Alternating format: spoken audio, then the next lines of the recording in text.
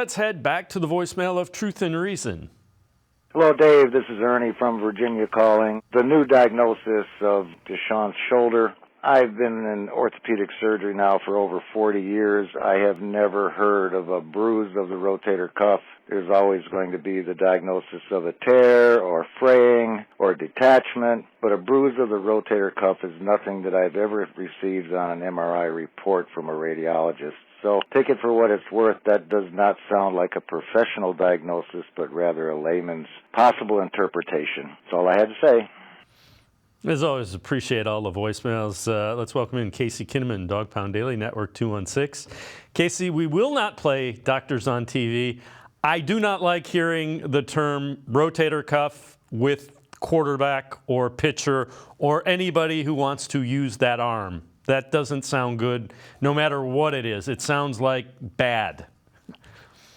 Yeah, and we're only as good as the information we've been given, and we've already had this injury evolve into something else. You know what I mean? So it's when you get to the word rotator cuff, I get the apprehension, and we just got to pray that what we're being told now is the correct diagnosis, because we're in the dark. We're not going to be as privy to what they're telling us, and we're not seeing him work out. Stefanski said he was throwing, and as part of his rehab, we don't know what that entails. You don't know if he's getting better. We got to hope that that's the case.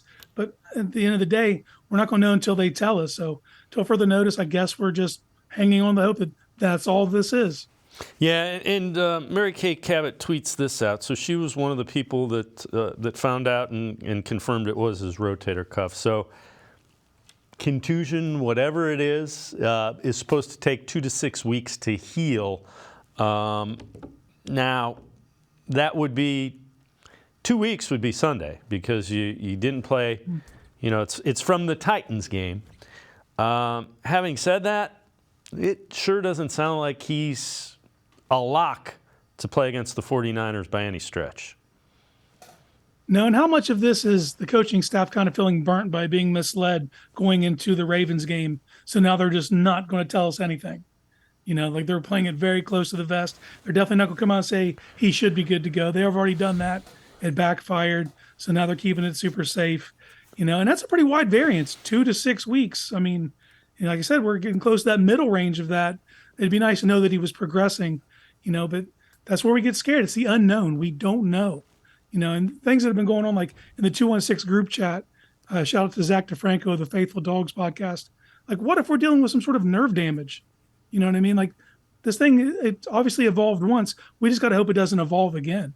Well, the flip side of it is anytime it's the throwing shoulder, another hit to it, does it set it back? So those are all things that go into the decision when you put him back on the field, and he has to be able to throw the ball effectively when you put him back on the field.